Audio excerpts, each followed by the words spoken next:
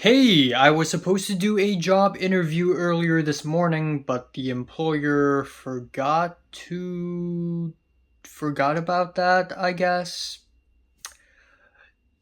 No job for me, I guess. So anyways, today I'm going to be doing an album review on the new Joanna Wang album Hotel La Rut. Her name in Mandarin is Wang Ruolin, and the album name in Mandarin is 破烂酒店, which directly means broken hotel. But I think Hotel La Rut is the better title, and it's intended to be the title that this album is recognized for. So, Taiwanese singer songwriter Joanna Wang is back with a new album, and I've only recently discovered her music. I was actually listening to covers of the track in Cantonese is 忘记他 or in Mandarin is 忘记他, which means forget him, which is the song that is featured multiple times on my favorite film ever, Fallen Angels by Wong Kar-wai. And I was listening to multiple covers of this song, the one by Shirley Kwan, which is the one featured in the film, and also a cover recently done by Hong Konger singer, what's her name again? I'm sorry, I forgot. Jolie Chan. And then I stumbled upon Joanna Wang's cover of Fallen Angels released back in 2019, which is from the album Love is Calling Me. And oh my god, I'm actually a little bit pissed. I'm actually a little bit upset that I didn't find out about this album earlier because this album is fantastic. We essentially have a list of songs, whether it be cover songs or new original songs, but Joanna Wang gives them a vintage Mando pop spin that makes it so surreal and lo-fi and psychedelic, and I am pissed. I wish I had found out about this album earlier because I would have put it in the 2019 best albums list for sure. So obviously I've been looking forward to a new Joanna Wang album, and lo and behold, she has just released a new album earlier this year, and it is a concept album. What? It's called Hotel La Rut. The album cover looks like a page off of a comic book, of a manga, but really, because it's Taiwanese, it would be a manhua. Um, and this is actually like completely new territory for her because this is comedy rock music. This shit is supposed to be funny. And if you go to rate your music and check the genre tags, you would see tags like Geek Rock and Cabaret. What the hell is going on? And when I click into Geek Rock, I also see that Lemon Demon is also mentioned because Lemon Demon, who is a bit of a comedian musician mix, also makes uh, actual like serious music that's also funny, but like serious. Like he's not messing around. Like it's actually good music. So a lot of the music on this album remind me of Lemon Demon because of that. It's kooky, it's full of jokes, but it's also seriously good music that she's trying to make. Apparently, this album is inspired by a Canadian TV show called The Kids in the Hall, where it's jam packed with comedy skits. But Joanna Wang essentially updates it and turns it into this horror inspired spooky comedy thing. So yeah, this is a comedy rock, but also it's horror comedy. Also sometimes just like dramedy, like sometimes even tragic. There are moments on the album that sounds like it came out of a tragically funny movie. So obviously there are a lot of influences here. Also, she sings completely in English here, which sort of threw me off a little bit the first time I listened to it.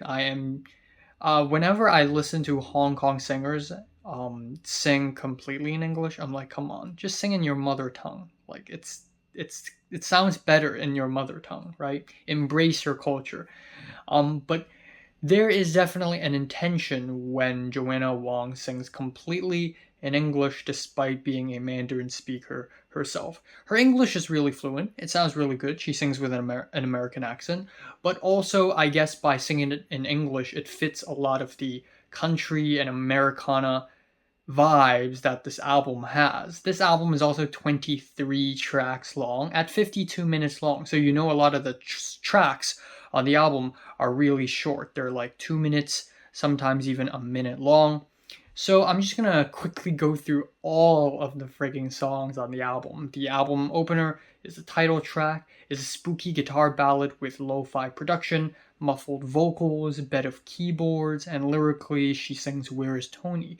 Where did he go?" And this Tony character doesn't really return on this album. I feel like if I've seen The Kids in the Hall, I would understand the context a little bit better, but I would like to imagine that Tony has disappeared into Hotel La Rutte, and then we follow him, and then we enter this hotel, and all hell breaks loose, and we meet all these weird characters, which moves to the second track, I Believe That All His Words Are True, which is this Tom Waits-esque country's blues track with twangy guitars and kooky chord progressions and sleigh bells for some reason. It's really interesting, and it sounds good, actually.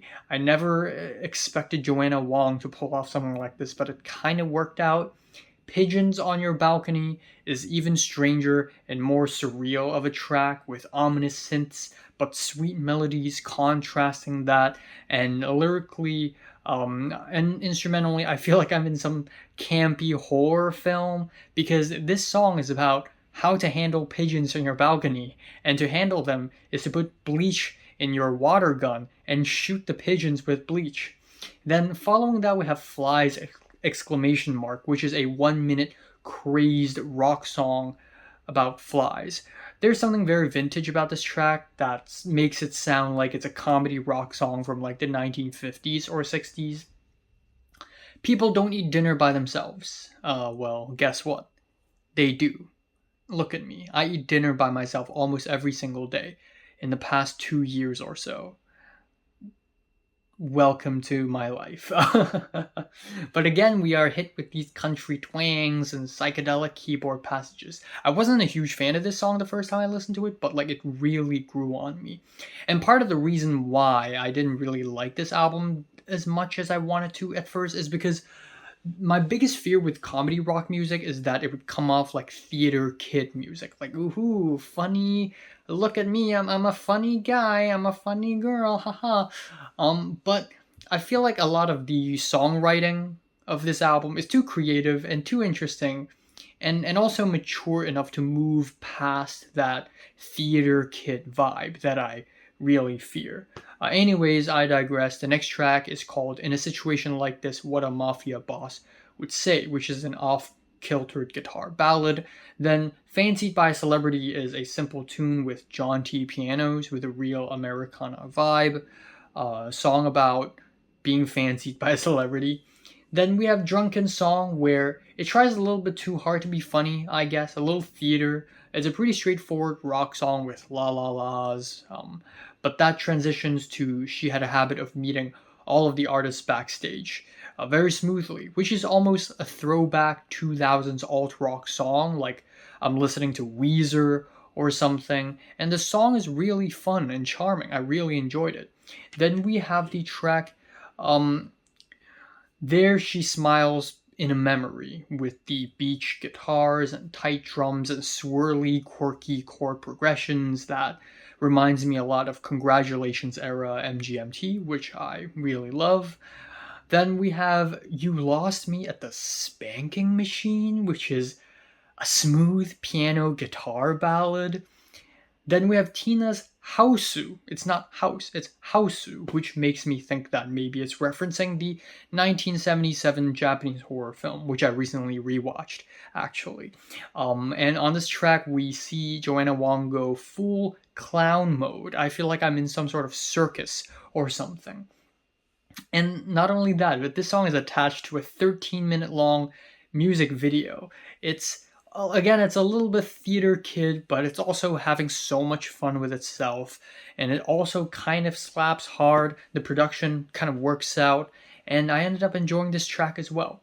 That follows Fell in Love with a Neighbor's Boy, which is another tiny small ballad with some jazzy hi-hats. And then we have Gasp, The Plastic Bag is Watching Me. The titles on this album just get crazier and crazier. On this track, we get some descending chords and, again, super theatrical, super over the top and campy. Sometimes it works, some moments don't work. I feel like this track teeters on that a little bit. But then the next track is just phenomenal. The next track is titled Strange Beast, and it is 4 minutes long, which is the longest in the entire album. And it's also a serious freaking song. It's not so comedic anymore now, huh? This song sets the scene where lyrically we have waves clashing against a cliff on a moonlit night, and we have these horror-flavored electric guitars and keyboard solos. Then we have The Wish 2, which recalls earlier in the album the track The Wish 1, a stripped-back guitar ballad, a beautifully quiet moment, and definitely a palate cleanser that is very much needed in the album. Then Jump in the Water is a choppy, noisy, dizzying track, and the track Contraband is another helping of that kind of silly, quirky rock music that we have already established very much so in this album. Shadow at My Feet is a downtrodden theatrical song on the album, and then we have the penultimate track, The Detective. Oh my god, she wrote a song about me? Yeah, this track is very much like a major moment in the story of this album where I guess a detective kind of character has finally entered the hotel to investigate what kind of shit is happening in this hotel. And it's this multi-phase piano rock song with so many ups and downs. Again, like even at this late in this track list, Joanna Wang still manages to impress me with her creativity. And the album ends off with Ragged Stairs to Heaven / The End, where we sort of go back to that country Americana vibe. Lyrically, she writes about going up the stairs to heaven but falling on the way, but somehow everyone gets to be saved, which leaves a pretty hopeful message at the end. And I feel like this is just a very conclusive and appropriate ending for the album. I feel like I'm at the end of the movie, especially with the church bells at the end. So yeah, overall, this album grew on me a lot, and I ended up really liking this album a lot, and this is slowly becoming one of my favorite records of the year so far, and I'm honestly giving this album a strong 8 out of 10. So, have you listened to the new Joanna Wang album? Comments below, let me know. Subscribe if you want more, and thanks for watching. Check out more music from Taiwan, by the way. This crazy. Like, some of the music Taiwan puts out recently is even better than some of the best mainstream stuff coming out of like America or something. You know, it is albums like this that make me think, like, because I'm a Hong Konger, if only a Hong Konger artist, if only a Hong Konger musical artist have a fraction of creativity that goes into an album like this, wouldn't it be freaking amazing? But yeah, check this album out, please. It's super underrated. A lot of the songs have less than 10,000 views, 10,000 listens on Spotify. Please go check this out. Highly recommend. So, have you listened to this album? Comments below, let me know. Subscribe if you want more. And thanks for watching.